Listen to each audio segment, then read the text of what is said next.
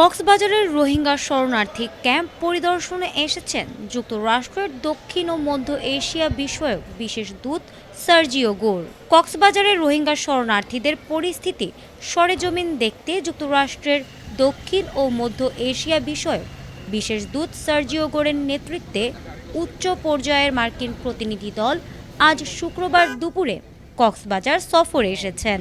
প্রতিনিধি দলে বাংলাদেশে নিযুক্ত যুক্তরাষ্ট্রের রাষ্ট্রদূতও রয়েছেন। বেলা ১২টার দিকে কক্সবাজার বিমানবন্দরে পৌঁছে মার্কিন প্রতিনিধি দল সরাসরি উখিয়া রোহিঙ্গা শরণার্থী ক্যাম্পের উদ্দেশ্যে রওনা করেন।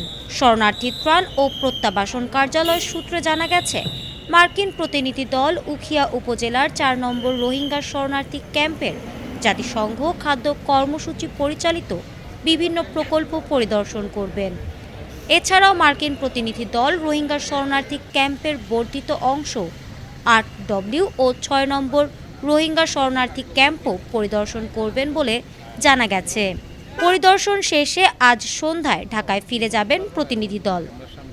Desk report, ATN Bangla.